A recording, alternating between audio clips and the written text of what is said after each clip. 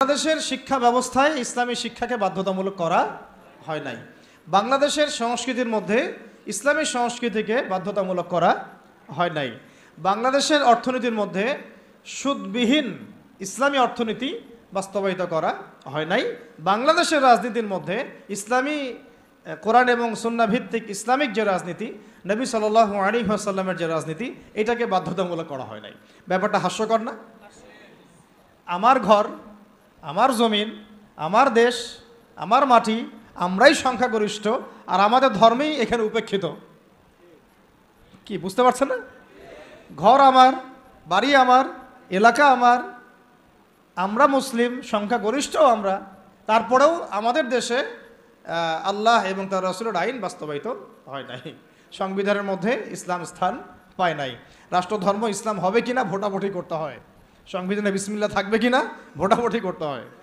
সুবহানাল্লাহ, আস্তাগফিরুল্লাহ, লা হাওলা ওয়ালা কুওয়াতা ইল্লা বিল্লাহিল আলিয়্যিল আযীম। তাহলে দেখেন, চিন্তা করেন কত বড় ধোঁকাবাজি, কত বড় প্রতারণা আমাদের সাথে। 90% মুসলিম আমি, তাহলে তো আমার কথা এখানে দাপটের সাথে মানতে হবে নাকি? কথা তো খুব সিম্পল। আমার জায়গা, আমার জমি, আমার দেশ, আমার বাড়ি, আমার জাতি, আমরা মুসলিম, তাও আবার সংখ্যাগরিষ্ঠ, তারপরে আমরা দাসত্ব করতেছি পশ্চিমাদের। তারপরেও রাজনৈতিক ক্ষেত্রে আমরা দাসত্ব করতেছি পশ্চিমা তথাকথিত গণতন্ত্রের, আব্রাহাম লিঙ্কন যে ধর্মের প্রবক্তা আর কি, তারপরে কমিউনিজমের, তারপরে সেকুলারিজমের, ধর্মনিরপেক্ষতাবাদের, জাতীয়তাবাদের, এইসবের দাসত্ব করতেছি আমরা। আমরা আবার অর্থনৈতিক জীবনে এসে সুদের দাসত্ব করতেছি, নাউযুবিল্লাহ। আমরা আবার শিক্ষাক্ষেত্রে এসে সেকুলার শিক্ষা ব্যবস্থার দাসত্ব করতেছি।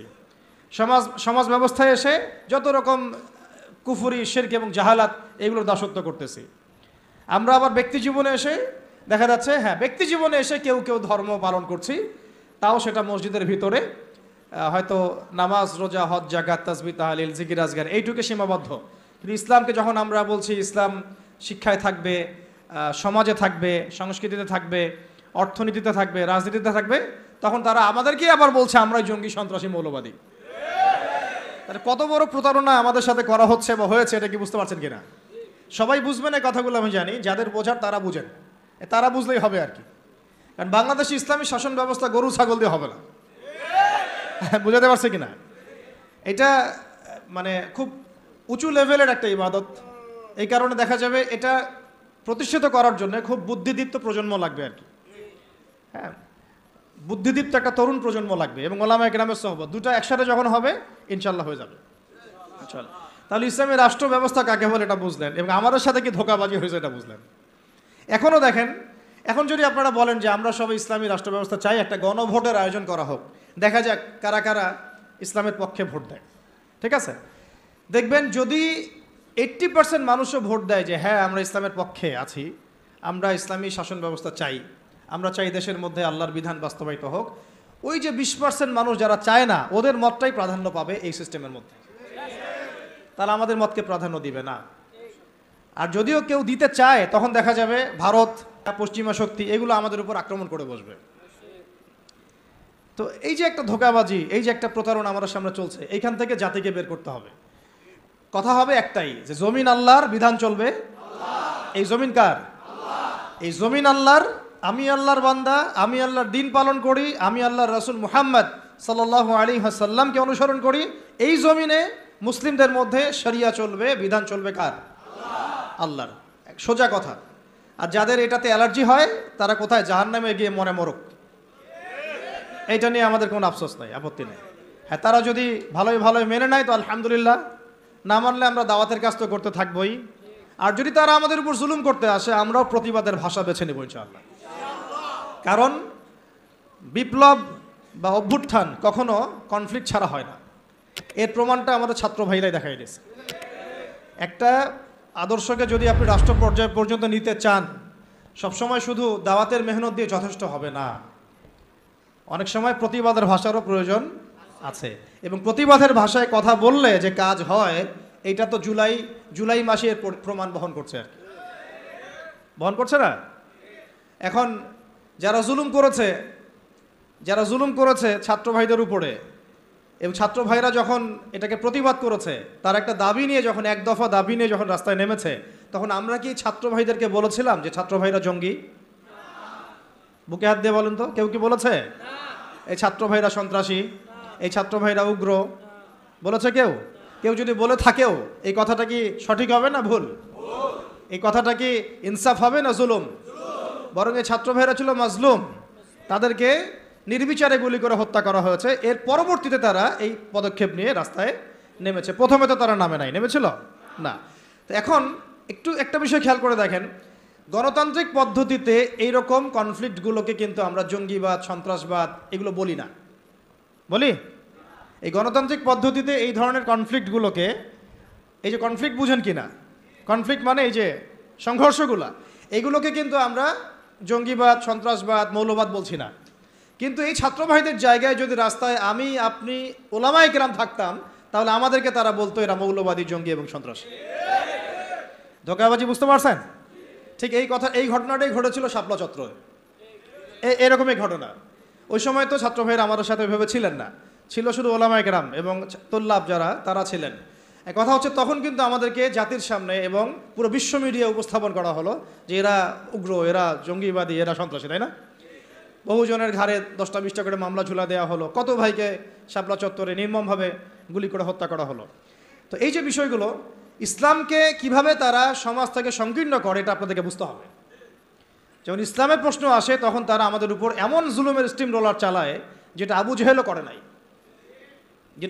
করে নাই, কিন্তু গণতান্ত্রিক পদ্ধতিতে যখন তারা কোনো কনফ্লিক্টে যায় তখন তারা কিন্তু এটাকে জঙ্গিবাদ, সন্ত্রাসবাদ বলছে না, বরং আমরা বলছি ছাত্র ভাইরা সাহসিকতার পরিচয় দিয়েছেন এবং তারা ছিলেন এখানে সবচেয়ে হকপন্থী। তারা হকপন্থী ছিলেন না বিপরীত পক্ষ হকপন্থী ছিল? তো এখন হকের তো বিজয় হলো, এটাও তো দেখলাম। আর বিজয়ের সময় কি তারা শুধু দাওয়াত দিয়েছে? যখন তাদেরকে মেরেছে তারা কি বলেছে ভাই আর মারিয়েন না, আল্লাহর রাস্তায় আর মারিয়েন না? নাকি তারাও দু একটা লাঠিসোঁটা নিয়ে প্রতিবাদ করেছে? কোনটা? আর এই প্রতিবাদটাই যদি আবু ধোয়া আদনান করতে যাইতো তাহলে সমস্যা ছিল। এই প্রতিবাদটাই যদি আমাদের ওলামায়ে কেরাম করতেন তাহলে সমস্যা ছিল। এই প্রতিবাদগুলো যদি আমরা বেশি না ওই যে কুরবানির জবাই করা ছুরিগুলো নিয়ে বের হইতাম তাহলে অবস্থা খারাপ ছিল। অস্ত্র শস্ত্র তো না, এগুলি কি অস্ত্র? সবার বাসায় আছে না কুরবানির গরু জবাই করা ছুরি? তারা বের হয়েছে কি নিয়ে? সাউন্ড গ্রেনেড নিয়ে, মেশিন গান নিয়ে, AK-47 নিয়ে শুয়ে শুয়ে গুলি করতেছে আর বলতেছে যে 5টারে মারলাম, 10টারে মারলাম। ভিডিওগুলো দেখেন নাই? তো এর বিপরীতে ছাত্র ভাইরা কি নিয়ে বেরোয়েছে? লাঠি সোটা ইটপাট কেলেই তো, এই তো। এমনকি ওই যে আপার অনুসারী যারা ছিল তারা যে অস্ত্রশস্ত্রগুলো নিয়ে শোডাউন করেছিল আর কি, সেগুলোও কি ছাত্র ভাইদের কাছে ছিল? কি ছিল না? এমনকি মেয়েদেরকেও মার খেতে হয়েছে, তাই না?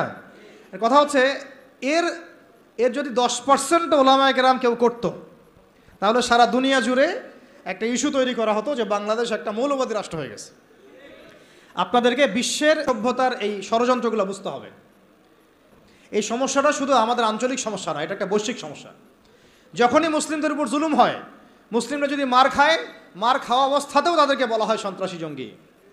আর যদি তারা প্রতিবাদের ভাষা বেছে নেয় তাহলে তো সারা বিশ্ব মিডিয়া ফলাও করে প্রচার করে যে এই মুসলিমরা জঙ্গি, সন্ত্রাসী, এরা উগ্রবাদী, এরা রাষ্ট্রে অস্থিতিশীলতা সৃষ্টি করতে চায়, এদেরকে রাষ্ট্র থেকে হটাও, এদেরকে গুম করো, এদেরকে খুন করো, এদেরকে ক্রসফায়ারে দিয়ে দাও। এইভাবেই জুলুম করা হয়েছে আমাদের সাথে বিগত প্রায় 50 বছর থেকে। তাই নামকা ওয়াস্তে শুধু মুসলিম রাষ্ট্র না, আমরা চাই একটা পরিপূর্ণ ইসলামী রাষ্ট্র।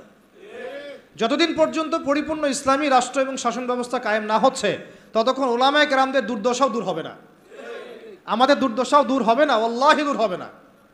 বরং ওরা মসজিদ মাদ্রাসাগুলো পর্যন্ত নিয়ন্ত্রণ করতে থাকবে। নিয়ন্ত্রণ করে নাই তার আগে? এমনকি জুমার খুতবায় চিঠি পাঠায় দেওয়া হতো যে এই যে এই বিষয়ে আলোচনা করবেন, বাকি ডানে বামে যেন কথা না যায়। প্রত্যেকটা মসজিদে DGFI বসে থাকতো, NSI বসে থাকতো, ডিবির লোকজন বসে থাকতো। হয়তো এখনও থাকে কিন্তু অত সাহসিকতার সাথে হয়তো বের হতে পারে না, কিন্তু আছে ঠিকই। কথা হচ্ছে যে তখন তো প্রত্যেকটা রেকর্ড চলে যেত জায়গা মতো, কোন জায়গায় কি আলোচনা হচ্ছে, কোন মাহফিলে কি আলোচনা হচ্ছে। এই জন্য আপনাদেরকে আমি বলতাম, এখনও বলি যে মোবাইল ফোনের এই যে মানুষকে প্রচার করার, জানান দেওয়ার যে একটা অপসংস্কৃতি, এখান থেকে বের হন, গোপনে করতে শিখেন। তারা গোপনে গোপনে এইভাবে দায়ীদের, আলেমদের নাম লিস্ট করে গোপনে গোপনে উঠাই ফেলতো। কাউকে গুম করার সময় তারা কি বলতো লাইভে এসে অমুককে আজকে গুম করব? বলতো কখনো? তাহলে আমরা তো দেখা যায় এমন একটা অবস্থা, কোথাও ওয়াজ করতে গেলে আজকে ওয়াজ করে আসলাম 1.5 ঘন্টা, আল্লাহ যেন কাজে বরকত দান করেন, জানাইতেই হবে মানুষকে। আমার না জানানোর পর্যন্ত আমার ইবাদত মনে কবুল হচ্ছে না। এই যে একটা সাইকোলজিক্যাল ডিসঅর্ডার, আমি বলি এটা সাইকোলজিক্যাল ডিসঅর্ডার, মানে আমাদেরকে আরও অনেক স্মার্ট হইতে হবে। এত সহজ না রাষ্ট্র পর্যায় পর্যন্ত ইসলামকে নিয়ে যাওয়া। আমাদের ভিতরে ভিতরে কাজ করতে হবে, গোপনে গোপনে কাজ করতে হবে। নবী সাল্লাল্লাহু আলাইহি ওয়াসাল্লাম প্রথম 3 বছর গোপনে দাওয়াত দিয়েছেন। কত বছর? 3 বছর টানা। কিছু কাজ গোপনে করতে হয়, কিছু কাজ গোপনে করতে হয়। তাহাজ্জুদের কিছু দোয়া গোপনে করতে হয়। ওই গোপন দোয়াতে ওমর রাদিয়াল্লাহু আনহুর মতো মানুষ ইসলাম কবুল করে। ভালো করে বুঝবেন, সব কিছু প্রচার করতে হয় না। হ্যাঁ, প্রচার আমি করব, যেটা প্রচার করার প্রয়োজন, যেটা প্রচার করা দরকার, যেটা প্রচার করলে কাফেরের গায়ে জ্বালা ধরবে, সেগুলো আমরা প্রচার করবো। কিন্তু সব কিছু সব জায়গায় প্রচার করতে হয় না, এটা আমাদেরকে বুঝতে হবে। এখন যারা বাংলাদেশকে শাসন করছে এখনও, তারা কি সব পলিসিগুলো সবার সামনে উন্মুক্ত করছে? করছে না। গোপনে গোপনে কি হচ্ছে আল্লাহই ভালো জানে। কি হচ্ছে আমরা তো আজ করতে পারি, আজ তো করতে পারছি। এরপরে যারা ওই যে ওত পেতে বসে আছে আর কি, সুযোগ পাইলেই ক্ষমতা দখল করবে, তারা কি করতেছে এটা কি আপনাদের সবাইকে বলতেছে? গোপনে গোপনে করছে, মাঠ রেডি করছে তারা। ঠিক এই কারণেই আমরা যদি ইসলামিক রাষ্ট্র ব্যবস্থায় যেতে চাই, তাহলে ওলামায়ে কেরাম এবং আপনাদেরকে স্পেশালি ইয়াং জেনারেশন, তরুণদেরকে, তোল্লাবদেরকে কিছু কিছু বিষয়ে গোপন রাখার অভ্যাস তৈরি করতে হবে। আল্লাহ পাক করার তৌফিক দান করেন। তো একটা তো সংজ্ঞা বুঝলাম যে ইসলামী রাষ্ট্র ব্যবস্থা কাকে বলে। এখন দ্বিতীয় পয়েন্টে আসেন, ইসলামী রাষ্ট্র ব্যবস্থা নতুন কোনো বিষয় নাকি প্রাচীন কোনো বিষয়? আমরা দুনিয়াতে কার খলিফা? খলিফা মানে কি সেটাও আমাদের জানা উচিত। ঘুম পাচ্ছে? ঘুম পাচ্ছে কি? একটু জেগে থাকেন। এরকম বহু রাতের পর রাত না ঘুমায় কাটাতে হবে, তারপরে দিন কায়েম হবে। এমন আমার তো মনে হয় বিগত 3-4 বছরে আমরা 4 মাসও টানা রাত্রেবেলা মনে হয় শান্তিতে ঘুমাই নাই এখন পর্যন্ত। ঠিক আছে, ঘুম কমাতে হবে, পরিশ্রম বাড়াতে হবে, মেহনত বাড়াতে হবে, খাওয়া কমাতে হবে। এরকম ভুঁড়ি বানানো যাবে না। শরীর চর্চা করতে হবে, কসরত করতে হবে। ঠিক আছে, শক্তিশালী হতে হবে মানসিকভাবে, শারীরিকভাবে, ইমানের দিক থেকে, আমলের দিক থেকে। এত দুর্বল হলে চলবে না। বুঝতে পারছি ভাই? সাহাবীদের জীবনীগুলো পড়েন, নবী সাল্লাল্লাহু আলাইহি ওয়াসাল্লাম সিরাতটা পড়েন, দেখেন কিভাবে তারা কষ্ট করেছেন দিনের জন্য, কি পরিমাণ কষ্ট করেছেন। এটা নিয়ে ইনশাআল্লাহ আরেকদিন আলোচনা করব। উহুদের যুদ্ধের ঘটনা যদি পড়েন, দেখবেন সাহাবীরা কিভাবে কষ্ট করেছেন, কিভাবে কষ্ট করেছেন। 40টা 50টা তরোয়ারের আঘাত গায়ে নিয়েও নবী সাল্লাল্লাহু আলাইহি ওয়াসাল্লামকে কাঁধে করে উহুদের পাহাড়ে উঠেছেন তালহা রাদিয়াল্লাহু আনহু। নবীজি বলেছেন, তোমরা যদি কোনো জীবন্ত শহীদকে দেখতে চাও, এই তালহাকে দেখো, সে বেঁচে আছে কিন্তু শহীদ হয়ে গেছে। সুবহানাল্লাহ। তো সাহাবীদের মতো ওই রকম ত্যাগের মানসিকতা। দিন মানেই কুরবানি। দিন মানে কি? জানের কুরবানি, মালের কুরবানি, সময়ের কুরবানি। হ্যাঁ, একদিন 1 ঘন্টা 2 ঘন্টা বসে থাকলে মানুষের মনে হয় যে বাপরে বাপ, কী করে ফেললাম। আমরা এমনও গিয়েছে যে একজন ওস্তাদের সাথে সাক্ষাৎ করার জন্য সারাদিন বসে আছে, ওস্তাদ ব্যস্ত, বের হতে পারছেন না রুম থেকে, একজনের পর একজন, একজনের পর একজন আসছেন। অনেকে তো এমন হয়েছে, আপনার এসো আরবি শিখি কিতাব পড়েছেন না, আবু তাহের মেজবা শাইখের? অনেকে তার সাথে দেখা করতে যায়, সিরিয়াল না পেয়ে বাসা চলে আসে। তিনি এত ব্যস্ত কাজে, উম্মার ফিকির এত বেশি ব্যস্ত কাজ করছেন, তার খাদেম গিয়ে তাকে বলারও সাহস পান না যে একজন দেখা করতে আসছেন আপনার সাথে। তো কুরবানি ছাড়া দিন প্রতিষ্ঠিত হবে না। যাই হোক, যুবক ভাইদেরকে বলছি স্পেশালি, শক্তিশালী হতে হবে, সব দিক থেকে শক্তিশালী হতে হবে। আল্লাহ পাক তৌফিক দান করে নেবে। এখন আপনাদেরকে আমি বলছিলাম যে দেখুন, প্রথম যে মানুষকে আল্লাহ পাক পৃথিবীতে পাঠিয়েছেন, যিনি একজন নবী, তাকে আল্লাহ পাক খলিফা বলেছেন। কি বলেছেন? খলিফা মানে কি এইটা আপনাদেরকে একটু বলি। সফরে প্রতিনিধি, রাইট? সফরে বের হওয়ার সময় একটা দোয়া পড়ি না আমরা, সুবহানাল্লাযী সাখখারা লানা হাযা ওয়া মা কুন্না লাহু মুকরিনিন ওয়া ইন্না ইলা রাব্বিনা লামুনকালিবুন। এই দোয়াটার একটা অংশে আছে, আল্লাহুম্মা আনতা সাহিবু ফিস সাফারি, আল্লাহ এই সফরে তুমি আমার সাথী, আমার সাহেব, ওয়াল খলিফাতু ফিল আহলি ওয়া মালি, আর আল্লাহ তুমি আমার পরিবারের, মানে আহলের এবং মালের খলিফা। সুবহানাল্লাহ। আর খলিফা মানে আল্লাহ আমি তো বাসায় নাই, আমি তো সফরে বের হয়ে গেলাম, আমার বাসার, আমার আহাল, আমার মালের দেখাশোনাকারী, খলিফা, তত্ত্বাবধায়ক এবং প্রতিনিধি হচ্ছ তুমি আল্লাহ। তাহলে খলিফা মানে কি? যিনি একজনের অবর্তমানে আরেকজনের ওই দায়িত্বটাই পালন করেন। তো যদি আমরা পৃথিবীতে আল্লাহর খলিফা হই, তাহলে এই দুনিয়াতে আমাদের দায়িত্ব কি? আল্লাহর বিধান কায়েম করা না? যদি আমরা আল্লাহর জমিনে আল্লাহর বিধান না কায়েম করি, তাহলে কি আমরা আল্লাহর খলিফা হব না শয়তানের খলিফা হব? বুঝে কথা বলেন। আল্লাহর জমিনে আমরা এসেছি আল্লাহর খলিফা হয়ে। এই পৃথিবীতে আমরা ছিলাম না, ছিলাম জান্নাতে। কোথায়? সেখান থেকে আমাদের বাবা আদম আলাইহিস সালাম, আমাদের মা হাওয়া আলাইহিস সালামকে পাঠিয়ে দেওয়া হলো। কি কারণে পাঠানো হয়েছে এটা তো অন্য আলোচনা, আপনারা তো জানেনই। সাথে ইবলিসকেও পাঠানো হয়েছে। কাকে? ইবলিসকে। এই কনফ্লিক্ট চলছে, কিয়ামত পর্যন্ত চলবে। আর মানুষের হায়াত অল্প, ইবলিসের হায়াত আবার কিয়ামত পর্যন্ত, তাই না? তো এখন তার মিশন হচ্ছে মানুষকে সে জাহান্নামে নিয়ে যাবে। আর আদম আলাইহিস সালাম, হাওয়া আলাইহিস সালাম যখন পৃথিবীতে এসেছেন তখন থেকে নিয়ে এই জমিনে আল্লাহ পাকের খলিফা কারা ছিলেন? আমাদের পিতা, আমাদের মাতা নন? তারপরে তার সন্তান, তার সন্ততি নন? এখন যদি আমরা আল্লাহর জমিনে এসে আল্লাহর বিধান বাস্তবায়ন না করি, তাহলে কি আমরা আল্লাহর খলিফা হতে পারবো না শয়তানের খলিফা হব? কেউ যদি আল্লাহর জমিনে আল্লাহর নাজ নেয়ামত ভোগ করে শয়তানের দাসত্ব করে, শয়তানের বিধান বাস্তবায়ন করে, সে কি আদৌ আল্লাহর খলিফা না শয়তানের খলিফা?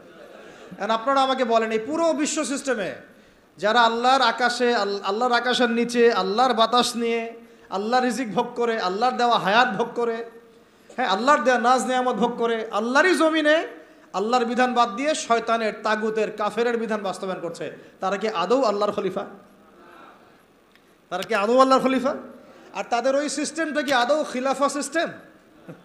হ্যাঁ, যেহেতু তারা খলিফা নন, তাহলে তাদের সিস্টেমও তো খিলাফা সিস্টেম হওয়ার প্রশ্নই ওঠে না। বরং ওই সিস্টেমের নাম আল্লাহ পাক বলেছেন তাগুত। কি নাম?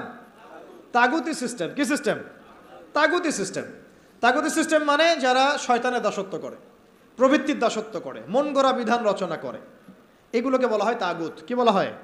আর এই তাগুতকে আল্লাহ পাক কুফরি করতে বলেছেন। তাগুতের সাথে আমাদেরকে আল্লাহ, মুমিনদেরকে বলেছেন তোমরা তাগুতের সাথে কুফরি করো এবং আল্লাহর প্রতি ঈমান নিয়ে আসো। তাগুতের সাথে কুফরি না করে কেউ আল্লাহর প্রতি ঈমান আনতে পারবে না। ফামান ইয়াকফুরু বিত-তাগুত ওয়া ইউমিন বিল্লাহ ফাকাদ ইসতামসাকা বিল উরওয়াতিল উসকা। সূরা বাকারার 256 নম্বর আয়াতটা পড়ে দেখেন। আল্লাহ পাক বলেছেন তোমরা যারা তাগুতের সাথে কুফরি করে এবং আল্লাহর প্রতি ঈমান নিয়ে আসে, তারা একটা শক্ত হাতল ধরেছে যেটা কখনো ছিন্ন হওয়ার নয়। সুবহানাল্লাহ। তাহলে আমাদের কাজ তাগুতের সাথে কুফরি করা। কুফরি মানে কি? অস্বীকার করা। আমরা কি শয়তানকে স্বীকার করব না অস্বীকার করব? তাগুত এক প্রকার শয়তান, আমরা কি তাকে স্বীকার করব না অস্বীকার করব? তাহলে আল্লাহর জমিনে যারা আল্লাহর বিধান বাস্তবায়ন করছে না, তারা কি আল্লাহর খলিফা না তাগুত? তাহলে এই তাগুতের দাসত্ব করলে আমি গুনাহগার হব না? আমি যদি তাগুতের বাধ্য হয়ে তারা আমার উপর জুলুম করছে, এটা একটা সুরত, আর আমি তাকে নসিহতও করছি না, পরিবর্তনের কোনো চেষ্টাও করছি না, কোনো মেহনতও করছি না, তাহলে কি আমি আল্লাহর কাছে দায়মুক্ত হতে পারবো? বুঝতে পারছি কথা? একটা সুরত তো হচ্ছে কাফের, তাগুত অনেক শক্তিশালী, আমাদের উপরে জুলুম করছে, নির্যাতন করছে, ওই মাক্কি যুগের মতো, নবী সাল্লাল্লাহু আলাইহি ওয়াসাল্লাম যখন মক্কায় ছিলেন তখনকার যুগের মতো। সেটা একটা সুরত। তখনও তারপরেও দাওয়াত চলেছে, তাবলিগ চলেছে, হক স্পষ্ট করা হয়েছে, ইজহার করা হয়েছে, মার আসলে সবর করা হয়েছে। এটা তো একটা চেষ্টা ছিল, বিপ্লব ছিল সমাজটাকে পার্থক্য করে দেওয়ার। এখন আমরা যদি সেটাও না করি আর ওই তাগুতকে পরিবর্তনের চেষ্টাও না করি, তাহলে কি আমরা আল্লাহর কাছে কালকে আমাদের মাঠে পার পেয়ে যাব? কি ওজোর কোনো থাকবে? তাই আমাদের অবশ্যই উচিত ইসলামী রাজনীতিতে অংশগ্রহণ করা। সেটা কোন সুরতে হবে সেটা আলাদা আলোচনা, সেটা কিভাবে হবে সেটা আলাদা আলোচনা, কিন্তু পলিটিক্যাল ভিউ এবং ভিশন থাকতে হবে। যেইভাবে আমরা মসজিদ, মাদ্রাসা, মক্তব এই বিষয়গুলো পরিচালনা করি, যেইভাবে আমরা নামাজের ইমামতি করি, যেইভাবে আমরা ওয়াজ মাহফিলের প্যান্ডেলে বসি, যেভাবে আমরা লেকচার দেই, যেভাবে আমরা মানুষকে নসিহত করি, এইভাবে আমাদেরকে অর্থনীতি, শিক্ষা, সংস্কৃতি এবং রাজনীতির দায়িত্ব নিতে হবে। ইনশাআল্লাহ নিতে হবে কি না? নিতে হবে। এবং এই দায়িত্ব নেওয়ার সবচেয়ে যোগ্য মানুষ তারাই যারা ওলামায়ে কেরাম। এই দায়িত্ব নেওয়ার সবচেয়ে যোগ্য মানুষ কারা?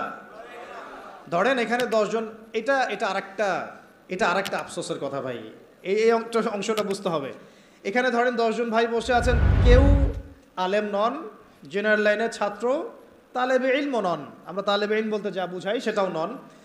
আর 2 জন ভাই আছেন আমাদের এখানে আলেম, মাশাআল্লাহ। নামাজের আজান দেওয়া হলো, একামত এবং ইমামতি হবে। তো একামত, আজান এবং ইমামতি এই 3টা কাজ কি আমি ওই 10 জন ব্যক্তিকে দিব না ওই 3 জন ব্যক্তিকে দিব? 3 জনের একজন হয়তো আজান দিবেন, একজন হয়তো একামত দিবেন, বা যিনি আজান দিবেন তিনি একামত দিবেন, আর একজন ইমামতি করবেন, তাই না? তাহলে আমি মসজিদের মধ্যে ইমামতির দায়িত্ব কেন জেনারেল ভাইকে দিলাম না, কেন ওই ভাইকে দিলাম না? কারণ আমি জানি তার তেলাওয়াতে ভুল হতে পারে, তার কেরাতে ভুল হতে পারে, কেরাতে এমন ভুল হতে পারে যে অর্থ পার্থক্য হয়ে যাচ্ছে, অর্থ বিকৃত হয়ে যাচ্ছে, হতে পারে। তো স্বাভাবিক, এটাই হবে হয়তোবা, ইল্লা মাশাআল্লাহ। এটা চিন্তা করে নামাজ বাঁচানোর স্বার্থে, ওই ওয়াক্তের নামাজ বাঁচানোর স্বার্থে, মুসল্লিদের নামাজ যেন নষ্ট না হয় এই স্বার্থে, এবং শরীয়ী হক আদায় করে আমি একজন আলেমকে সামনে এগিয়ে দিলাম, তাই তো? কিন্তু এই কাজটা আমি শিক্ষানীতির মধ্যে করছি না, এই কাজটা আমি ইসলামী অর্থনৈতিক ব্যবস্থা বা রাষ্ট্রীয় অর্থনৈতিক ব্যবস্থার মধ্যে করছি না, এই কাজটা আমি সমাজনীতির মধ্যে আনতে পারছি না, এই কাজটা আমি রাষ্ট্র ব্যবস্থা আনতে পারছি না। যেই কিছু অযোগ্য মানুষকে আমি ইমামতির দায়িত্ব দিলাম না, তাদের চাইতেও হাজার গুণ অযোগ্য মানুষকে আমি রাষ্ট্রের দায়িত্ব দিয়ে বসে আছি। এটা আফসোস না? এটা আফসোসের বিষয় না? মনে করেন আমি এখানে বসে আছি এবং আমাদের ওস্তাদরা এখানে বসে আছেন, আমি তো নিজেই কখন ইমামতি করতে যাব না। কেন যাব না? এখানে আরও যোগ্য মানুষ আছেন, তাই তো? তাহলে আমাদের মধ্যেই যদি এভাবে আমরা এড়িয়ে যাই, আমরা যোগ্য মানুষকে সামনে ঠেলে দেই, কিন্তু রাষ্ট্র চালানো একটা বিশাল কাজ, যার মধ্য দিয়ে 16 কোটি মানুষের ভাগ্য নির্ধারিত হচ্ছে। মানে ভাগ্য বলতে বোঝাচ্ছি ভালো মন্দ, জুলুম ইনসাফ, এই বিষয়গুলো নির্ধারিত হচ্ছে না রাষ্ট্র ব্যবস্থার মধ্য দিয়ে। তো এই দায়িত্বটা আমি আবার কিছু অযোগ্য মানুষের হাতে দিয়ে নিশ্চিন্তে বাসায় গিয়ে ঘুমাচ্ছি। এটা তো আমাদের একটা অদূরদর্শিতা না? এই জন্য আমাদের সবাইকে একটা পলিটিক্যাল ভিশন এখন রাখতে হবে। আগে যা হয়েছে হয়েছে, যখন যেটা বুঝি নাই, এখন মসজিদ মাদ্রাসা মক্তব যেভাবে আমরা চালাই সাফল্যের সাথে, সেইভাবে আমরা সমাজ চালাবো ইনশাআল্লাহ, সেইভাবে আমরা ইনশাআল্লাহ অর্থনীতিও চালাবো ইনশাআল্লাহ, আজ হোক আর কাল হোক রাষ্ট্র চালাবো ইনশাআল্লাহ। এবং আমরা আমাদের তরুণ ভাইদেরকে সাথে নিব, প্রতিভাবান ভাইদেরকে সাথে নিব, তুল্লাবদেরকে সাথে নিব, যারা সাহসী তাদেরকে সাথে নিব। আমাদের মধ্যে যারা অমুসলিম কিন্তু আবু তালেবের মতো আমাদের কাছে ওই ভূমিকা রাখবে, প্রয়োজনে সেই মানুষদেরকে আমরা স্পেস দিব ইনশাআল্লাহ। আবু তালেব আমাদেরকে সাহায্য করেন নাই মক্কায়? করেছেন কি না? তো যদি অমুসলিমও হয় কিন্তু আবু তালেবের মতো হয়, কোনো সমস্যা নাই। কিন্তু অমুসলিম হয়ে যদি আবু জেহেলের মতো হয়, সমস্যা আছে। কথা বুঝতে পারছি? তাহলে ইসলামী রাষ্ট্র ব্যবস্থা নতুন কোনো কনসেপ্ট নয়, বরং এটা একটা প্রাচীন কনসেপ্ট। সভ্যতা শুরুই হয়েছে একজন খলিফা দ্বারা, সুবহানাল্লাহ। আর এই মানব সভ্যতার শেষও হবে একজন ইমামুন আদিল খলিফার হাতে। তাহলে সভ্যতা শুরু হলো ইসলাম দিয়ে, সভ্যতা শুরু হলো খিলাফা দিয়ে, সভ্যতা শুরু হলো শরিয়া আইন দিয়ে, আর শেষও হচ্ছে একজন ইমামের হাতে, একজন নবীর হাতে এবং ইসলামী খেলাফতের হাতে, তাই না? আপনারা তো জানেনই, এটা তো আমি নতুন করে আর বলার দরকার নাই যে বিশ্ব ব্যবস্থার গন্তব্য হচ্ছে ইসলামী খেলাফা। এই বিশ্বের গন্তব্য কি? আস্তে আস্তে আবারও ইসলামী খেলাফার দিকে আসবে, নবুয়তের আদলে খেলাফা আসবে, আবার নবুয়তের আদলে খেলাফা আসবে ইনশাআল্লাহ। এখন আমরা জানলাম যে খেলাফা দিয়েই শুরু হয়েছে, খিলাফা দিয়েই শেষ হবে, তাহলে ভাই আমরা মাঝখানে কি করতেছি? আমরা মাঝখানে আসলে কি করতেছি? তাহলে আমাদের এই পলিটিশিয়ানদেরকে কে বুঝাবে বলেন? কার এই ক্ষমতা আছে তাদেরকে বুঝায়? কিছু বিষয় আছে, কিছু মানুষ বুঝতে চায়, আর কিছু মানুষ তো বোঝার কোশিশও করে না। কিছু আছে অবুঝ, যাদেরকে বুঝানো যায়, আর কিছু না বুঝ, যতই বুঝান বুঝবে না। এটা কি বলা হয়? না বুঝ, কখনোই বুঝবে না। সুম্মুন বুকমুন উমিয়ুন ফাহুম লা ইয়ারজিউন, এরকম আর কি। এর কথা হচ্ছে দাওয়াত তো দিতে হবে আমাদেরকে, বুঝুক আর না বুঝুক আমরা কি করব? দাওয়াত দিব। নবী সাল্লাল্লাহু আলাইহি ওয়াসাল্লাম আবু জেহেল আবু লাহাবদেরকে দাওয়াত দিয়েছেন না? উতবা সাইবাদেরকে দাওয়াত দিয়েছেন না? তারা কেউ মেনেছে, কেউ মানে নাই। ওমর রাদিয়াল্লাহু আনহু দাওয়াত কবুল করেছেন, হামজা রাদিয়াল্লাহু আনহু দাওয়াত কবুল করেছেন, খালিদ বিন ওয়ালিদ দাওয়াত কবুল করেছেন। কিন্তু দেখা গেছে আবু জেহেল, আবু লাহাব, উতবা সাইবা, আশনাক বিন শারিকেরা দাওয়াত কবুল করে নাই। কিন্তু আমাদের দাওয়াতটা সব মহলেই প্রচার করতে হবে। আল্লাহ পাক আমাদেরকে বোঝার তৌফিক দান করেন। শুধু পলিটিশিয়ান না, বরং প্রশাসনে যারা আছি আমরা, প্রশাসনে যারা আছেন, গোয়েন্দা সংস্থা যারা আছে, যারা আপনার বুদ্ধিজীবী বলে দাবি করেন নিজেদেরকে, যারা শিক্ষক আছেন, যারা গার্মেন্টস সেক্টরে আছেন, ছাত্র ভাইরা, আওয়ামরা, নারীরা, সবার মধ্যেই দাওয়াতটা দিতে হবে। শুধুমাত্র আমাদের দাড়ি টুপিওয়ালা মানুষদের মধ্যেই দাওয়াতটাকে সীমাবদ্ধ রাখলে কিন্তু চলবে না, কারণ তারাও সমাজের একটা বড় অংশ। তাদেরকে বাদ দিয়ে কিন্তু আমরা কাজ করতে পারছি না। আল্লাহ পাক আমাদের সব মহলে দাওয়াতের কাজ করার তৌফিক দান করেন। ধরেন আমার ইসলামী শরিয়া আইন থাকলে এটা ইনস্ট্যান্ট ব্যাপার ছিল, ইনস্ট্যান্ট, দেন অ্যান্ড দেন কেসাস।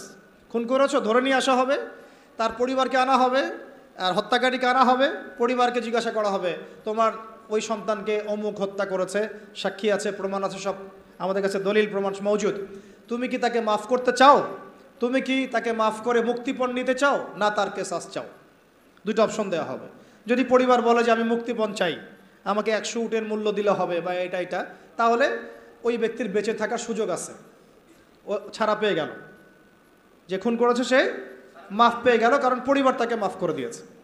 অনেক ঘটনা এমনও ঘটেছে যে হ্যাঁ আমি তাকে মাফ করব যদি সে কোরআনে হাফেজ হয়, তাহলে জেলখানায় গিয়েছে, পুরো কোরআন হিফজ করেছে, তারপর সে ছাড়া পেয়েছে, এমন ঘটনা ঘটেছে ইসলামী শরিয়ার মধ্যে। আর যদি সে বলে না আমি আমার ছেলের বিচার চাই, কেসাস চাই, যেভাবে আমার ছেলেকে হত্যা করা হয়েছে ঠিক সেইভাবে আমি তার কেসাস চাই, ওইভাবেই ইসলামী আদালত তার কেসাস বাস্তবায়ন করবে। একেবারে কোর্ট মার্শাল শেষ, এত সময় লাগে না।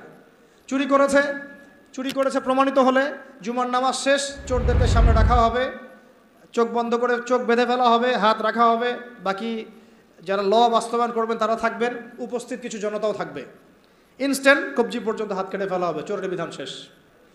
জনগণ দেখলো চুরি করলে এই বিধান, আরও কি চুরি বাড়বে না কমবে? নিশ্চয়ই বাড়বে। কি মনে হয় আপনাদের? জেনা করেছে, যেটা জেনা একদম কমন আমাদের সমাজে, জেনা রন্ধ্রে রন্ধ্রে ঢুকে দেওয়া হয়েছে। কি স্কুলে, কি কলেজে, কি ইউনিভার্সিটিতে খালি জেনা আর জেনা। এটার শাস্তি 100 বেত্রাঘাত, তাও জনসম্মুখে। প্রমাণিত হয় অবিবাহিত, পরকিয়া, দেবর ভাবি, শালিদুলা ভাই, চলতেছে না এগুলা? কম না বেশি বলেন? প্রচুর প্রচুর, আশঙ্কাজনক। এগুলোর বিচার হচ্ছে কোমর পর্যন্ত মাটিতে পুঁতে রজম করা, পাথর নিক্ষেপ করে হত্যা করা। আল্লাহর নবী সাল্লাল্লাহু আলাইহি ওয়াসাল্লাম নিজে এগুলো করেছেন, নিজে। তো এই সুন্নাহগুলো কোথায়? জাদুঘরে থাকবে? যদি ইসলামী রাষ্ট্র ব্যবস্থায় শরিয়া পর্যন্ত আমরা যেতে না পারি, এগুলোর বাস্তবায়ন কখনোই হবে না, কখনোই হবে না। এগুলো কোরআনেই থাকবে, হাদিসেই থাকবে, পাতার মধ্যে পড়েই থাকবে, আমরা বাস্তবায়ন করতে পারবো না। আর বাস্তবায়িত না হলে সমাজ কখনোই পাপমুক্ত এবং জুলুম মুক্ত হবে না কখনো। দেখলাম তো আমরা বিগত 50, 60, 70 বছরে যতগুলো মতবাদ আসছে, কোনো মতবাদ এই সমাজটাকে পরিপূর্ণ সংস্কার করতে পারে নাই, রাষ্ট্র সংস্কার করতে পারে নাই, এমনকি দুর্নীতি পর্যন্ত দূর করতে পারে নাই। উপর থেকে নিচ পর্যন্ত দুর্নীতিগ্রস্ত লোক দিয়ে ভর্তি আছে, উপর থেকে নিচ পর্যন্ত। কি মানে কি এমপি, কি মন্ত্রী, কি আমলা, কি বিচারক, কি এসপি, কি ডিসি, দেখবেন উপর থেকে নিচ পর্যন্ত এমন কোনো সেকশন নাই যেখানে দুর্নীতি হয় নাই। এবং এটা তারাও জানে, এটা তারাও জানে যারা করছে এবং করেছে। তারপরেও ওই যে আমাদের একটা গা সয়ে নেওয়া স্বভাব আছে, আমাদের জাতিগত একটা মারাত্মক স্বভাব আছে, বদ স্বভাব। সেটা হলো আমরা সব কিছুকে স্বাভাবিক করে ফেলি। একটা সময় সুদ খাইলে মানুষ লজ্জা পাইতো, এখন স্বাভাবিক হয়ে গেছে। জেনা করতো মানুষ লজ্জা পাইতো, মানুষ জানলে কি হবে, এখন ওপেন ঘুরে বেড়াচ্ছে মানুষ এগুলো নিয়ে। একটা সময় মদ খাইলে মানুষের চক্ষু লজ্জা কাজ করতো, এখন দেখেন মদের বোতল হাতে নিয়ে নিয়ে মানুষ ঘুরতেছে, চিপায় চুপায় মদ খাচ্ছে। একটা সময় কেউ যদি বলতো যে এটা সমকামী, ছেলে জেনা করে, মানুষ তো আটকে উঠতো, সুবহানাল্লাহ, ইন্নালিল্লাহ, নাউজুবিল্লাহ, এটা কেমন? এখন দেখেন ওরা অধিকার চাচ্ছে। কি আপনারা হাসতেছেন? LGBTQ মানে কি? LGBTQ মানে সমকামিতাকে প্রমোট করা হবে। আর যদি এই এক তাগুত গিয়ে আরেকটা তাগুত আসে, আমি 80% নিশ্চিত এটা বাস্তবায়িত হয়ে যাবে, ইল্লা মাশাআল্লাহ, ইল্লা মাশাআল্লাহ। যদি একটা তাগুতের বদলে একটা তাগুত আবার আসে, দেখবেন যে এটা খুব সহজেই সমাজে বাস্তবায়িত হয়ে গেছে। LGBTQ দেখবেন সমাজে অ্যাভেলেবেল। আপনি পাত্রী খুঁজতে যাবেন আপনার ইয়ার জন্যে, বাচ্চার জন্যে, সন্তানের জন্যে, আগে চেক করতে হবে আসলে ছেলে না মেয়ে, না মেয়ে থেকে ছেলে হয়েছে, না ছেলে থেকে মেয়ে হয়েছে। এই যুগ আসতেছে সামনে, একটা একটা করে দেখেন সব সয়ে নিয়েছি না আমরা। এইভাবে আমরা কিন্তু তাগুতের বিধানগুলো সয়ে নিছি। একটা জাগরণ দরকার আমাদের মধ্যে, এবং এই জাগরণটা আমি আশা করি, স্বপ্ন দেখি যে সাদা দাড়িওয়ালাদেরকে দিয়ে না হলেও কালো দাড়িওয়ালাদেরকে দিয়ে হবে ইনশাআল্লাহ। পারা যাবেন ইনশাআল্লাহ। অনেক পড়াশোনা করতে হবে, অনেক পড়াশোনা করতে হবে, সবর করতে হবে, ধৈর্য ধরতে হবে, দাওয়াতের মেহনত করতে হবে, ওলামায়ে কেরামের সোহবতে থাকতে হবে, তাদের কাছে দোয়া নিতে হবে। একদম একটা দুটা কাজ না ভাই, বহু কাজ একসাথে যখন হবে ওই পর্যায়ে যাবো ইনশাআল্লাহ। এখন আপনারা বলতে পারেন যে আমরা কেন ভাইদের মতো এইভাবে মাঠে নামি না, বা এইভাবে কেন আমরা ওইখানে গিয়ে রাষ্ট্র ক্ষমতার দিকে মানে সহিংস কোনো পদ্ধতি বেছে কেন নেই না? কারণ নবী সাল্লাল্লাহু আলাইহি ওয়াসাল্লাম আমাদেরকে এইভাবে শিক্ষা দেন নাই। আমাদেরকে প্রথমে শিক্ষা দেওয়া হয়েছে আমরা জনমত গঠন করব। কি করব? জনমত গঠন করব। সবার আগে আমরা জনগণকে বুঝাবো, তাওহীদ চিনাবো, শিরক চিনাবো, কুফর চেনাবো, তারপরে তাগুত চিনাবো, সুন্নাহ চেনাবো, নামাজি বানাবো, দাওয়াতের মেহনত চলবে, আমর বিল মারুফ চলবে, একই সাথে নাহি আনিল মুনকারও চলবে। ইসলামী রাষ্ট্র ব্যবস্থার গুরুত্ব, ফজিলত, না থাকার ক্ষতি সবার সামনে উপস্থাপন করতে হবে, একটা জামাত তৈরি করতে হবে, আমাদের একজন ইমাম লাগবে, আমির লাগবে। এগুলো যখন একত্রিত হবে ইনশাআল্লাহ দেখবেন বাকি কাজ হয়ে গেছে ইনশাআল্লাহ। একটা ঘটনা একটা প্রেক্ষাপটকে জন্ম দেয়। কোঠা আন্দোলনের একটা ঘটনা ছিল, একটা ঘটনা, সেটা আজকে দেখেন সার্জিসদেরকে নিয়ে আসছে এই জায়গায়, নিয়ে আসে নাই? একটা ঘটনা একটা নেতৃত্বের জন্ম দেয়, একটা রেভলিউশনের জন্ম দেয়। শাপলা চত্বর ছিল একটা ঘটনা যেটা পারত বাংলাদেশে রাষ্ট্র ক্ষমতা ইসলামকে নিতে, কিন্তু কেন জানি আমরা পারি নাই। হয়তোবা আল্লাহ পাক আরও ভালো কোনো পদ্ধতি আমাদের জন্য রেখেছেন হয়তোবা। তবে কোনো কোনো ঘটনা আমাদের সামনে আল্লাহ পাক ঘটান যেগুলোর মধ্য দিয়ে একটা রেভলিউশন হয়ে যেতে পারে। যদি ভাইদেরকে নির্মমভাবে তারা এভাবে গুলি না করতো তাহলে তারাও কিন্তু এভাবে সহিংস হতো না, আজকে এরাও কিন্তু দেশ থেকে পালাতো না, তাই না? বিষয়টা আমরা কি কেউ কল্পনাও করেছিলাম যে এভাবে 2 মাসের মধ্যে এমনটা হতে পারে? কখনো কল্পনা করা হয় নাই। বরং মানুষ তো বলছিল যে এরা কখনো যাবে, এমন তো মনেই হচ্ছে না, তাই না? বিষয়টা 1 মাসের মধ্যে আল্লাহ পাক করে দেখালেন। তাই ইনশাআল্লাহ সামনেও যদি এমন কোনো ঘটনা ঘটে যেই ঘটনা ইসলামপন্থীদের একটা ঐক্যের জন্ম দেয়, একটা লিডারশিপ নিয়ে আসে, একটা জামা নিয়ে আসে, একটা ইমারা নিয়ে আসে, আমরা তখন আপনাদেরকে আমাদের পাশে চাই। আর যদি আপনাদেরকে আমরা পাশে না পাই তাহলে আমরা বুঝবো আপনারা শুধু ওয়াজ শুনেন, এক কান দিয়ে ঢোকান আর এক কান দিয়ে বের করে দেন। এইভাবে এইরকম অডিয়েন্স আমরা চাই না। আমি শুরুতে একটা কথা বলছি, ইসলামী রাষ্ট্র কায়েম করা চারটাখানি কথা না, আর এটা গরু ছাগলদেরকে দিয়ে হবে না। এটার জন্য সাহসী, বুদ্ধিদীপ্ত এবং একটা জজবাওয়ালা তরুণ প্রজন্ম দরকার। আবেগও থাকতে হবে আমাদের। অনেকে বলে যেটা আবেগী কথা না, আবেগও থাকতে হবে, কারণ অনেক সময় আবেগ মানুষকে সাহসী ভূমিকা রাখার ব্যাপারে সহায়তা করে। আমরা যদি মাঠে থাকি, মাঠ মানে আবার ফেসবুক না। আপনি 1 মাস ফেসবুক চালায়েন না, একটা পোস্টও দিয়েন না, মানুষ বলবে যে আপনি তো মাঠে নাই, আপনাকে যে হুজুর মাঠে দেখি না। মানে তাদের কাছে মাঠ মানে কি? ফেসবুক।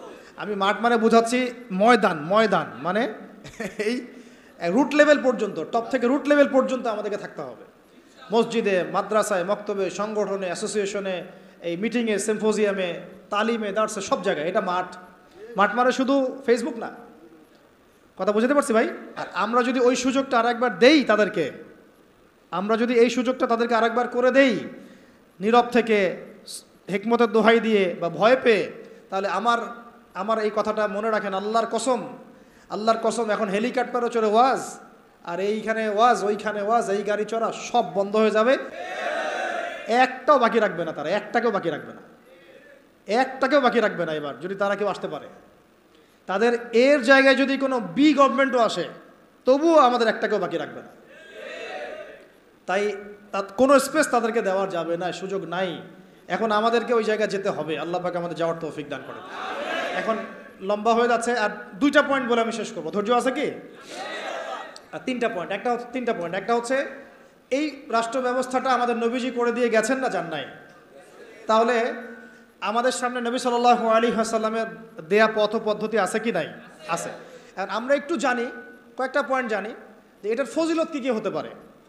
আমি কয়েকটা পয়েন্ট বলতেছি। দেখেন, ইসলামী রাষ্ট্র ব্যবস্থা থাকলে আমরা আল্লাহর জমিনে আল্লাহর কোরআনের আইনগুলো বাস্তবায়ন করতে পারবো, 1 নাম্বার, তাই না? আর এটা কত বড় ইবাদত সেটা উলামায়ে কেরামদের কাছ থেকে জেনে নিয়েন। এটা যে কত বড় একটা ইবাদত যে আল্লাহর জমিনে আল্লাহর বিধান চলতেছে, এটার যে সামাজিক ফজিলত এটা বলে শেষ করা যাবে না। 2 নাম্বার, সমাজে আমরা সর্বপ্রথম নামাজ কায়েম করতে পারবো। নামাজ কি কায়েম আছে? ঐচ্ছিক, পড়লে পড়েন, না পড়লে নাই, তাই না? কিন্তু মাস্ক আপনাকে পড়া লাগবে করোনা হইলে, তাই না? বিষয়টা সরকার বলবে মাস্ক পড়তে হবে, না হলে তো জরিমানা। কিন্তু আপনি নামাজ বাধ্যতামূলক মুসলিমদের করা হচ্ছে না। কিন্তু ইসলামী শাসন ব্যবস্থা থাকলে নামাজ বাধ্যতামূলক, মুসলিমদের কথা বলছি, বালেগ যারা নামাজের যোগ্য হয়েছেন। তারপরে পর্দার বিধানটাকে আমরা বাস্তবায়ন করতে পারবো। সমাজে ফিতনা কমে যাবে, জেনা কমে যাবে, ব্যভিচার কমে যাবে, যত রকম এই যে স্টার জলসা, জি বাংলা, পর্নোগ্রাফি, হাবিজাবি যা আছে এগুলোকে আমরা বন্ধ করে ফেলতে পারবো কি না? তারপরে জাকাত ভিত্তিক অর্থ ব্যবস্থা আমরা চালু করতে পারবো। জাকাত বাধ্যতামূলক রাষ্ট্রের পক্ষ থেকে আদায় করা হবে, সমাজের দরিদ্র মানুষদের কোনো কষ্ট থাকবে না।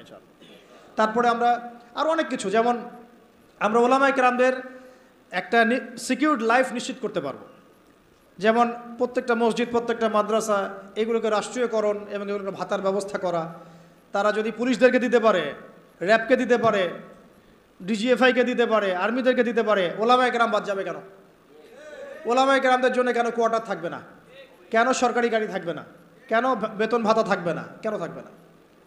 থাকা উচিত ছিল কি না? বরং তারাই তো আমাদেরকে পথ দেখাচ্ছেন, আলোর পথ। তো এই যে বৈষম্য না, এগুলো বৈষম্য। তারপরে আরও দেখেন, প্রাইমারি স্কুলে আমি আমার বাচ্চাকে কোরআন শিক্ষা বাধ্যতামূলক করতে পারবো না? এখন কি বাধ্যতামূলক আছে? এটা নিয়ে তো আমার অনেক লেকচার শুনেছেন। অনার্স মাস্টার্স পাসও যদি আপনি কোনো স্টুডেন্টকে ধরেন, 100 জনের মধ্যে দেখা যায় 10 জনও ঠিকমতো কোরআন তেলাওয়াত করতে পারে না। আমরা বলছি এটা ইসলামিক রাষ্ট্র, আমার ইসলামিক রাষ্ট্রের মুসলিমরা কোরআন তেলাওয়াত করতে পারে না, এটা কেমন হলো? তাহলে কোরআনের শিক্ষাটা আমরা বাধ্যতামূলক করতে পারতাম। তারপর শুধু তাই না, হাই স্কুল লেভেলে আমরা আমাদের ভাইদেরকে আরবি ভাষা শেখাতে পারতাম, নাহু সরফ শেখাতে পারতাম, এবং তারাও কোরআনের তর্জমা করার যোগ্যতা অর্জন করত। অনার্স লেভেলে গিয়ে, মাস্টার্সে গিয়ে তারা এমন হতো, হাদিসের এবারত পড়তে পারছে, এরাব দিতে পারছে, মাশাআল্লাহ। কেউ হয়তো ইফতা দিয়ে ফেলছে, কেউ হয়তো দাওরা হাদিস দিয়ে ফেলছে। এমনও করা সম্ভব ছিল, এখনও সম্ভব। এটা কি হয়েছে? অথচ আপনি দেখবেন সমাজের 75% মানুষ জেনারেল শিক্ষিত। এই বেশিরভাগ মানুষকে আমি ইসলাম শেখাতে পারছি না, শুধু ইসলামী শিক্ষা ব্যবস্থা না থাকার কারণে। যদি ইসলামী শিক্ষা ব্যবস্থা থাকতো তাহলে এই সমস্যাটা থাকতো না। ঘরে ঘরে তখন হাফেজ থাকতো, ঘরে ঘরে আলেম তৈরি করা যেত। অন্তত পক্ষে ফরজে আইন তো তারা জানতো, নিজের মানে ইমামতি করার যোগ্যতা তো সে অর্জন করতো, নিজের বাবার জানাজা তো পড়তে পারতো। এখন কি সেটা হয়?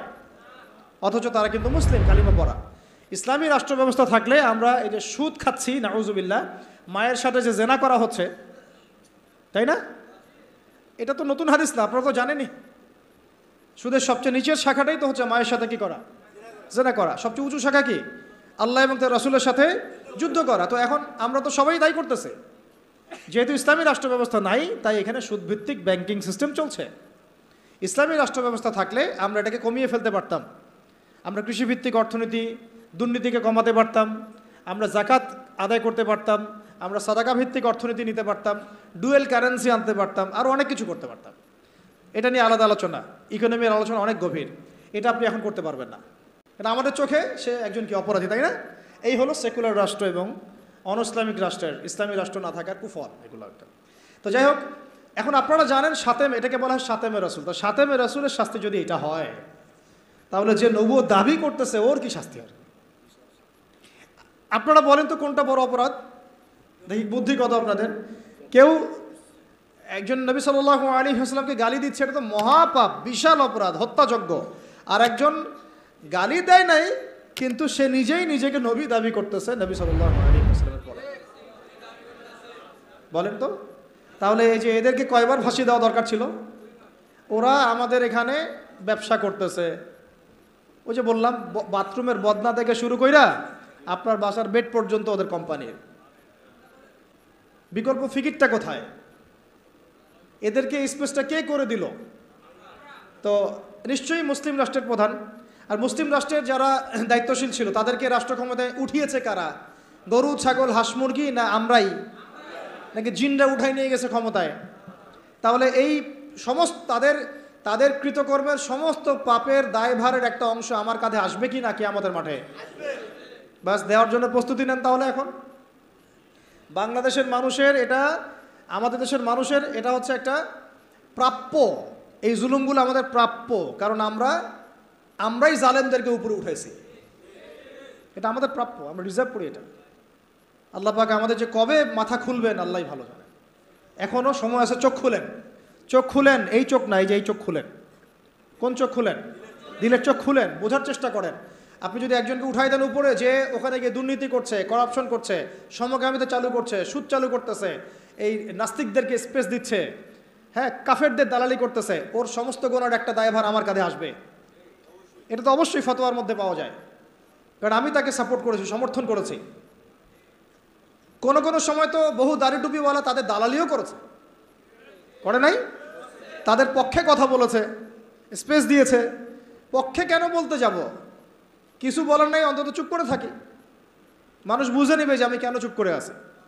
মানুষ তো বুঝে, কেন চুপ করে আছে মানুষ বুঝবে। যাই হোক ভাই, ইসলামী রাষ্ট্র ব্যবস্থা থাকলে এরকম অনেক সুফল আছে। সালাত কায়েম করা যাবে, যাকাত কায়েম করা যাবে, হজ সহজ করা যাবে, সিন্ডিকেট কমায় ফেলা যাবে। রাষ্ট্র থেকে হজ করানো যায়। কিন্তু খলিফা মামুনুর রশিদের নাম শুনেছেন কিনা, এবং হারুনুর রশিদ তার নাম শুনেছেন কিনা? এরকম অনেক আব্বাসীয় খলিফা ছিলেন যারা প্রতি বছর রাষ্ট্র ব্যবস্থার মধ্য দিয়ে এরকম হাজার হাজার মানুষের ফ্রিতে হজ করাতেন এবং হজের খরচ নিজে বহন করতেন, রাষ্ট্র দিয়ে বহন করাতেন। তারপরে এই যে বললাম, মসজিদ মাদ্রাসাগুলো উন্নয়ন করা সম্ভব, শিক্ষাক্ষেত্রে ইসলাম নিয়ে আসা সম্ভব, ব্যাংকিং সেক্টরে ইসলাম নিয়ে আসা সম্ভব, সমাজ ব্যবস্থায় ইসলাম বিরোধী সমস্ত মতবাদকে সরিয়ে ফেলা সম্ভব, ইসলাম বিদ্বেষী অপতৎপরতাগুলোকে কমিয়ে ফেলা সম্ভব, এবং সবচেয়ে বড় কথা, রাজনৈতিক অঙ্গনে গিয়ে আল্লাহ পাকের জমিনে আল্লাহর সংবিধান বাস্তবায়ন করা সম্ভব। এটা সবচেয়ে বড় কাজ। আর শুধু তাই নয়, যদি এরকম ইসলামী রাষ্ট্র কায়েম হয়, তখন ওই রাষ্ট্রের দিকে যদি কেউ চোখ দেয়, তখন ওই চোখ উপড়ে ফেলার জন্য জিহাদও করার সুযোগ থাকে। কারণ জিহাদ তো করেছেন নবী সাল্লাল্লাহু আলাইহি ওয়াসাল্লাম মদিনা রাষ্ট্র কায়েম করার পরে, তাই না? মদিনা রাষ্ট্র কায়েম করার পরে কিন্তু সশস্ত্র যুদ্ধ হয়েছে, এটা মনে রাখবেন। মদিনা রাষ্ট্রটা কায়েম হয়ে যাওয়ার পরে কিন্তু একটা সশস্ত্র যুদ্ধ হয়েছে, গাজওয়া হয়েছে, সারিয়া হয়েছে, বদর, উহুদ, খন্দক এগুলো হয়েছে। মক্কাতে কিন্তু এই যুদ্ধটা হয় নাই। মক্কায় হয়েছিল? মক্কায় কিন্তু যুদ্ধটা হয় নাই। মদিনায় হিজরত করে যাওয়ার পরে সেখানে তিনি রাষ্ট্র গঠন করেছেন, সামরিক বাহিনী শক্তিশালী করেছেন, অস্ত্রশস্ত্র নির্মাণ করেছেন, রাষ্ট্রের নিরাপত্তার স্বার্থে সারিয়া অভিযান হয়েছে। এরপরে কাফেরদের উপর আক্রমণগুলো হয়েছে। আর যদি কোনো কাফের আক্রমণ করতে আসতো, আমরা একদম উচিত শিক্ষা দিয়ে পাঠাইতাম ওদেরকে। এমন হতো না যে বর্ডারে একজন মানুষকে গুলি করে মারলো আর আমরা লাশ নিয়ে ভদ্রভাবে চলে আসলাম। এমন কাপুরুষ কখনো ইসলামিক রাষ্ট্র ছিল না। বরং একটা লাশ ফেললে আমরা 10টা ফেলে দিতাম। এরকম ছিল আমাদের জজবা, আমাদের অবস্থা। আল্লাহ পাক আমাদেরকে বোঝার তৌফিক দান করে নেন। তো ইসলামী রাষ্ট্র ব্যবস্থা থাকলে তখন রাষ্ট্রীয় আমির রাষ্ট্রীয় সেনাবাহিনী দিয়ে, আওয়ামদেরকে দিয়ে প্রয়োজনে সশস্ত্র যুদ্ধের অবস্থায়ও ভূমিকা রাখতে পারবে ইনশাআল্লাহ।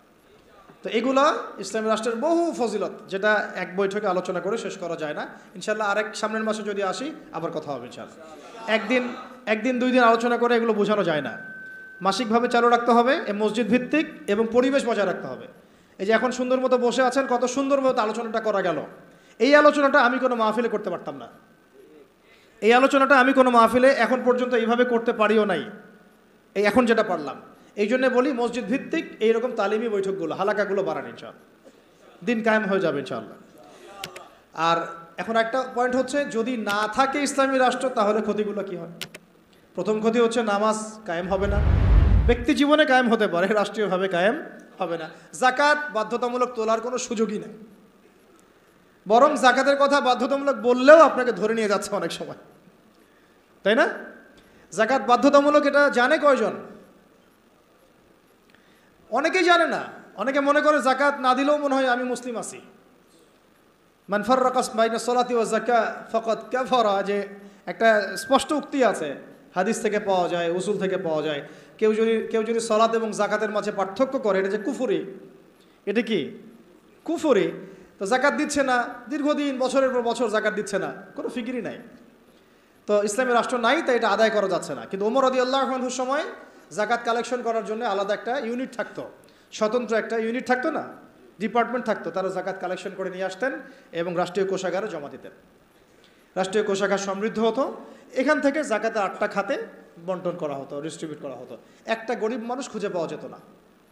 এগুলো তাত্ত্বিক কথাবার্তা নয়, দুনিয়া দেখেছে এগুলো, প্র্যাকটিক্যাল। এটা বিশ্ববাসী দেখেছে প্র্যাকটিক্যাল এগুলো। এমনকি অমুসলিম যদি কেউ ক্ষতিগ্রস্ত হতো, তাকেও যাকাতের অর্থ থেকে সহায়তা করা হয়েছে, দিনের দিকে তার কলবকে ফেরানোর জন্য এটাও করা হয়েছে। তো আর অনেকে একটা প্রশ্ন করে যে ইসলামী রাষ্ট্র ব্যবস্থা আসলে কি তাহলে অমুসলিমদের অধিকার নিশ্চিত হবে না? বরং সবচেয়ে বেশি হবে ইনশাআল্লাহ। এই তথাকথিত গণতান্ত্রিক রাষ্ট্রে, তথাকথিত সেকুলার রাষ্ট্রে এই অমুসলিমদের উপর যা জুলুম হয়েছে বা হয়, এগুলোর তো অস্তিত্ব থাকবেই না, বরং অমুসলিমরা আমাদের কাছে তখন জিম্মেদারির মধ্যে থাকবে। কেউ তাদের যদি জানমালের ক্ষতি করতে চায়, তখন আমরা তাদের পক্ষ নিয়ে লড়বো ইনশাআল্লাহ। এইটা এখন কিছু অমুসলিম এই একটা মিথ্যা প্রপাগান্ডা ছড়িয়েছে, তাদের মধ্যে ইসকন কিন্তু আছে একটা। এরা মিথ্যা প্রপাগান্ডা ছড়ায় এভাবে, তারা মনে করায়, মানুষকে বুঝায় যে এটা ইসলামী রাষ্ট্র কায়েম হলে আমরা সংখ্যালঘুরা নির্যাতিত হব, আমাদেরকে মারতে আসবে, আমাদের মন্দির ভেঙে দিবে, আমাদের মূর্তি ভেঙে দিবে, কোশ্চিনকালে এমনটা হবে না। এটা একটা ভুল মেসেজ তারা জনগণকে দেয় বা বিশ্ববাসীকে দেওয়ার চেষ্টা করে।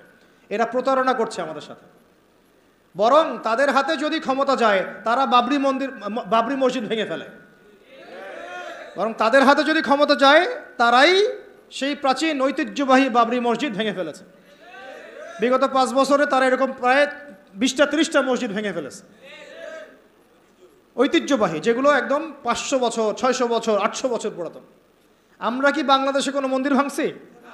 তাহলে যেখানে যেখানে মসজিদ ভাঙা হচ্ছে ওইখানে গিয়ে সাম্প্রদায়িক সম্প্রীতির বলি ওরাও তোমরা। আমাদের দেশে এরকম কোনো ঘটনা ঘটে নাই বা পরিস্থিতি নাই যেখানে এসে বলতে হবে সংখ্যালঘু নির্যাতিত হচ্ছে। এইগুলো ধোঁকাবাজি করে। কিছু কিছু এরকম দুষ্ট অমুসলিম আছে যারা চায় না ইসলামী রাষ্ট্র ব্যবস্থা বা খেলাফা ব্যবস্থা আসুক, কিন্তু অথচ ইসলামী রাষ্ট্র ব্যবস্থা থাকলে অমুসলিমদের অধিকার সবচেয়ে আগে আমরা নিশ্চিত করবো ইনশাআল্লাহ। কারণ তারা আমাদের এখানে জিম্মেদারির মধ্যে থাকবে।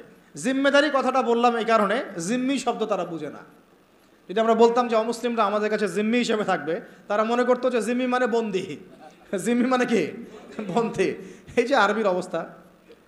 অথচ জিম্মি মানে হচ্ছে আমার জিম্মাদারির মধ্যে সে আছে, সে আমার দায়িত্বে আছে, আমার হেফাজতে আছে, আমার গার্ডিয়ানশিপে আছে। তার গায়ে যদি আঘাত করে আমি সে হাত ভেঙে ফেলবো। এটা হলো জিম্মাদারি, জিম্মির ব্যাখ্যা। তারা এভাবে ভুল মেসেজ দেয়। আল্লাহ পাক আমাদেরকে সত্য চেনার বোঝার তৌফিক দান করেন।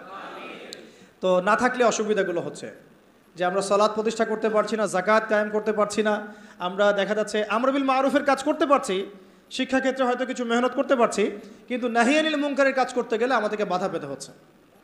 আমাদের মধ্যে তারা আবার অনেক বাতিল আকীদা ছড়ায় দিচ্ছে, আমাদের মধ্যে বিভক্তি বাড়ায় দিচ্ছে, আমাদের মধ্যে ঐক্য নষ্ট করছে, আমাদেরকে নিয়ে রাজনীতি করছে। এগুলো করছে না? কোনো কোনো ক্ষেত্রে আমাদের ওলামায়ে কেরাম থেকে গুমের শিকার হতে হচ্ছে, জুলুমের শিকার হতে হচ্ছে, জেল হচ্ছে, ফাঁসি হচ্ছে, মামলা মোকদ্দমা হচ্ছে। এরকম বহু ঘটনা ঘটছে শুধুমাত্র ইসলামী রাষ্ট্র ব্যবস্থা না থাকার কারণে। আরও বড় কথা হচ্ছে সুদ দূর করা যাচ্ছে না, ঘুষ দূর করা যাচ্ছে না, দুর্নীতি দূর করা যাচ্ছে না, করাপশন বন্ধ করা যাচ্ছে না, তারপরে না বন্ধ করা যাচ্ছে না, হুদুদগুলো কায়েম করা যাচ্ছে না, ব্যভিচার বন্ধ করা যাচ্ছে না, পর্নোগ্রাফি বন্ধ করা যাচ্ছে না। সমাজের যত জাহালাতের শেকড় আছে এগুলোকে শেকড় থেকে উপড়ায় ফেলা যাচ্ছে না, শুধু ডালপালা কাটা যাচ্ছে। এই ডালটা কাটা যাচ্ছে, হয়তো এটা কাটা যাচ্ছে, কিন্তু শেকড় থেকেই যাচ্ছে। তো আমরা কি শেকড়টা উপড়ে ফেলা বুদ্ধিমানের কাজ নাকি ডালপালা ছাটা বুদ্ধিমানের কাজ? শেকড় উপড়ে ফেলতে হলে আমাদেরকে ওই রাষ্ট্র ব্যবস্থার দিকে যেতে হবে, তাহলে ইনশাআল্লাহ আমরা গোড়ার থেকে সংস্কার করতে পারবো ইনশাআল্লাহ। আর শেষ পয়েন্টটা হচ্ছে আমরা এটা করব কিভাবে। সিরাতের আদলে আমি একবার বলেছি, তো করার জন্য আমাদের আসলে ব্যক্তিগত পর্যায় থেকে শুরু করে সবার কিছু কাজ আছে। সেই কাজগুলো কি কি? এই কাজগুলো একটু মুখস্থ করেন। 1 নাম্বার হচ্ছে যে আমাদের সবাইকে প্রথমত দিনের শরঈ ইলম অর্জন করতে হবে। দিনের ইলম অর্জন করতে হবে। ইলম ছাড়া আমরা আসলে কিছুই করতে পারবো না। এবং ইলমটা আংশিক ইলম অর্জন করলে চলবে না, একটা পরিপূর্ণ ইলম আমাকে অর্জন করার চেষ্টা করতে হবে। এটা একদিনের বিষয় নয়, লেগে থাকতে হবে, সবর করতে হবে, ধৈর্য ধরতে হবে, আদব বজায় রাখতে হবে, আখলাক ঠিক রাখতে হবে, ওলামায়ে কেরামের সোহবত লাগবে, এই বিষয়গুলো দরকার আছে। তারপরে ইনশাআল্লাহ আমরা আলেম না হতে পারলেও তালেবে ইলম হব ইনশাআল্লাহ। সবাইকেই তালেবে ইলম হইতে হবে 1 নাম্বার। 2 নাম্বার হচ্ছে শুধুমাত্র তাত্ত্বিক কথাবার্তা নয়, বরং আমলে নিজেকে প্রমাণ করতে হবে। আমলটাতে নিজেকে প্রমাণ করতে হবে। আর আমলের ক্ষেত্রে একবারে বেশি বোঝা চাপিয়ে না নিয়ে অল্প অল্প করে আস্তে আস্তে সামনে আগানো। আল্লাহ তৌফিক দান করে নেন। 3 নাম্বার হচ্ছে রিজিক হালাল করে ফেলতে হবে। হারাম রিজিকের মানুষদেরকে দিয়ে দিন কায়েম সম্ভব হবে না। ঠিক আছে? 3 নাম্বার, যত রকম সুদ ঘুষ আর এই এনজিও যেগুলো আছে এগুলো থেকে নাম কাটায় ফেলেন, আল্লাহর রাস্তায় নাম কাটায় ফেলেন। 4 নাম্বার হচ্ছে যে আমরা সৎ কাজে আদেশ করি মাশাআল্লাহ, এটা তো আমাদের মধ্যে চালু আছেই, তাবলীগের মেহনত চালু আছে, সব ঠিক আছে। অন্যায় কাজে নিষেধটাকে বাড়াতে হবে। অন্যায় নিষেধটাকে বাড়াতে হবে। সৎ কাজে আদেশের সাথে সাথে অন্যায় নিষেধটা